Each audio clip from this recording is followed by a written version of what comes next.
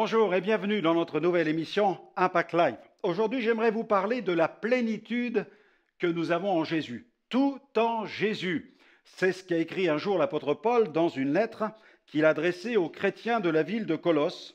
Dans Colossiens chapitre 2, verset 9 déjà, il écrit « Car en lui, c'est-à-dire en Jésus, habite corporellement toute la plénitude de la divinité. » Et il ajoute ceci. Vous avez tout pleinement en lui, qui est le chef de toute domination et de toute autorité. Nous avons tout pleinement en Jésus. Nous avons bien entendu besoin de plénitude, comme l'a si bien dit le scientifique, l'écrivain Pascal. Il y a dans le cœur de l'homme un vide en forme de Dieu, et nous trouvons une réponse biblique à ce vide existentiel. C'est ce message de Paul qui nous dit qu'en Jésus, nous avons tout pleinement. Nous avons de véritables besoins puisque l'être humain est un esprit habitant un corps. Il y a le corps, cette enveloppe physique, mais à l'intérieur de l'être humain, il y a cette âme, cet esprit qui ont tellement besoin de Dieu. Cette âme qui nous met en phase avec ce que nous sommes, mais aussi avec les autres, avec le monde dans lequel nous évoluons, et cet esprit qui nous permet d'entrer en relation avec le monde spirituel. Et malheureusement, comme la Bible l'enseigne, nous avons été éloignés de Dieu à cause du péché, mais la mission de l'évangéliste que je suis, mais aussi la vocation de la Bible, la vocation que Dieu désire nous faire connaître, c'est cet appel à le rencontrer, à vivre avec lui et à être pleinement rempli. Oui, nous avons tout en Jésus. Tous nos fardeaux, le Seigneur désire s'en occuper. Il y a un passage qui se trouve dans l'évangile de Matthieu, Matthieu 11, verset 28, où Jésus dit « Venez à moi, vous tous qui êtes fatigués et chargés, et je vous donnerai du repos. » Nous avons tous des soucis, des problèmes, nous faisons face à toutes sortes de situations, et parfois ces situations touchent le domaine financier, mais aussi le domaine de la santé ou le domaine familial, et encore bien d'autres domaines. Et les fardeaux nous assiègent, nous accablent, et nous ne savons que faire. Et bien des êtres humains sur la terre sont désespérés, ne savent plus vers qui se tourner. Alors ils essayent tant bien que mal de chercher des solutions ici ou là, mais Jésus nous adresse ce message éternel qui ne cesse de résonner au travers des Saintes Écritures. Dieu est celui qui veut nous libérer de tous nos fardeaux. Et au travers de la bouche de Jésus, il nous dit « Venez à moi, venez à moi ». Donc venez à Jésus et il va vous ôter tous ces fardeaux. Il y a donc une plénitude pour nos fardeaux. Et puis la Bible parle aussi d'une entière guérison.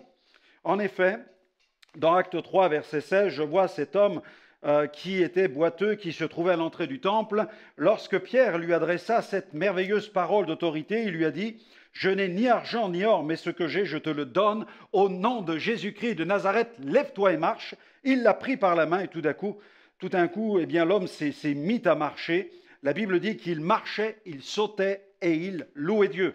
Et dans ce simple verset, nous avons vraiment l'impact physique, émotionnel et spirituel de cette guérison. L'homme s'est mis à marcher physiquement, mais aussi à sauter émotionnellement et à louer Dieu sur le plan spirituel.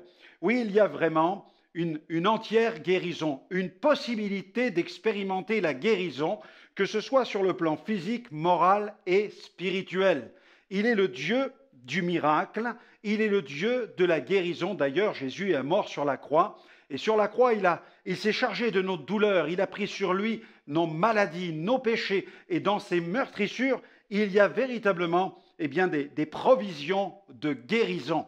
Alors nous voulons placer notre confiance en lui, en Jésus, puisque la plénitude se trouve vraiment en lui. On veut bénir Dieu pour cela. Nous voulons bénir Dieu pour le glorieux évangile. Je vous propose d'ailleurs de marquer une pause tout de suite pour célébrer le Seigneur avec Gospel Praise Family qui chante « Bless the Lord ». Il nous faut bénir le Seigneur. Commencez dans votre cœur à bénir Jésus qui a donné sa vie sur la croix pour vos maladies, pour vos fardeaux, pour vos souffrances, mais aussi pour vos péchés. Et on se retrouve dans quelques instants.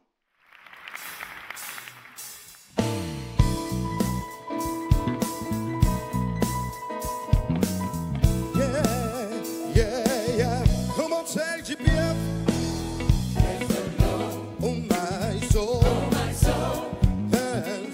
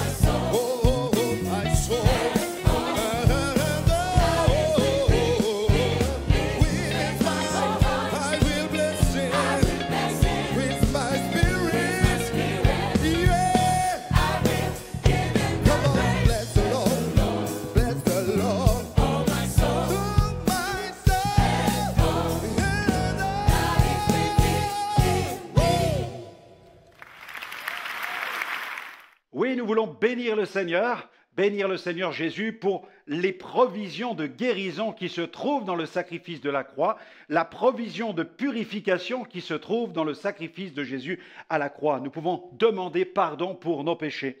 Il est celui qui ôte nos fardeaux, il est celui qui peut communiquer une guérison entière, comme cela fut le cas pour cet homme. Il peut aussi nous combler parfaitement. Dans Jean 7, verset 37, Jean 7, verset 37, le dernier jour de la fête, se tenant debout, eh bien, Jésus s'écria, « Si quelqu'un a soif, qu'il vienne à moi et qu'il boive, celui qui croit en moi, des fleuves d'eau vive couleront de son sein, comme dit l'Écriture. » Il dit cela de l'Esprit que devaient recevoir ceux qui croiraient en lui, car l'Esprit n'était pas encore, parce que Jésus n'avait pas encore été glorifié. Toutes nos aspirations, tous nos soupirs, tous nos rêves, ici-bas, ne peuvent nous combler. Mais Jésus connaît véritablement notre cœur. Il sait quelle est notre soif la plus profonde. En fait, il sait de quoi nous avons véritablement besoin pour être pleinement désaltérés. C'est en fait la présence de son Saint-Esprit. Et pour recevoir la présence du Saint-Esprit, il faut croire en Jésus. Jésus a dit, « Celui qui croit en moi, des fleuves d'eau vive couleront de son sein. » On ne peut pas vivre cette manifestation glorieuse des fleuves divins qui coulent de notre sein tant que nous n'avons pas invité Jésus dans notre vie. Il faut venir à Jésus. Et Jésus dit, si quelqu'un a soif, qu'il vienne à moi. Il faut d'abord venir à lui. Et pour venir à lui, il faut reconnaître notre état de sécheresse sur le plan spirituel, reconnaître que le péché a transformé notre vie en véritable désert et que lui seul est capable de faire jaillir ces geysers de bénédiction dans notre existence au travers de la vie du Saint-Esprit. Lorsque Jésus vient, il donne la vie, il apporte la vie dans notre désert spirituel. Et puis, il y a encore une plénitude qui se trouve en Christ, c'est le pardon de nos péchés, le pardon de nos péchés. Dans la première épître de Jean, chapitre 1er, verset 7, la Bible dit « Si nous marchons dans la lumière, comme il est lui-même dans la lumière, nous sommes mutuellement en communion, et le sang de Jésus, son Fils, nous purifie de tout péché. Si nous disons que nous n'avons pas de péché, nous nous séduisons nous-mêmes, et la vérité n'est point en nous. Si nous confessons nos péchés, il est fidèle et juste pour nous les pardonner et pour nous purifier de toute iniquité. Si nous disons que nous n'avons pas de péché, nous le faisons menteur, et sa parole ne demeure point en nous. » Alors nous ne voulons pas résister à la parole de Dieu, mais reconnaître que nous sommes vraiment des pécheurs. Il faut reconnaître notre péché, les confesser, les déclarer, les avouer, pour que nous puissions être au bénéfice de la provision de purification. Ce sang qui a coulé sur la croix il y a 2000 ans est notre provision pour notre purification, la purification de nos âmes. Vous imaginez un sacrifice qui a eu lieu il y a 2000 ans, qui est toujours pleinement efficace pour purifier nos péchés en cet instant même. Dieu soit béni. Et il y a le salut parfait, la plénitude du salut dans Hébreux 7, verset 25. C'est aussi pour cela qu'il peut sauver parfaitement Jésus, ceux qui s'approchent de Dieu par lui étant toujours vivants pour intercéder en leur faveur. Il est vivant, il est ressuscité. On l'a cloué sur la croix, mais la mort n'a pas eu de pouvoir sur lui. Le 3e jour, il est ressuscité et il a mis en évidence la perfection de son sacrifice, de sa nature et de notre salut. Nous pouvons lui demander pardon maintenant. Dites-lui, pardonne-moi Seigneur, pardonne mes péchés, mais aussi viens dans ma vie et change-la, transforme-la avec ces fleuves d'eau vive, avec la présence de ton esprit. Merci pour la Bible, merci pour la parole de Dieu. Je veux maintenant la découvrir et conformer ma vie à son contenu. Au nom de Jésus, Amen. N'hésitez pas, si vous désirez la Bible, à nous contacter. Et puis poursuivez cette recherche de Dieu, poursuivez cette relation avec le Père au travers de Jésus et explorez ce merveilleux évangile en parcourant les Saintes Écritures. Que Dieu vous bénisse et je vous invite à me retrouver dans une prochaine émission.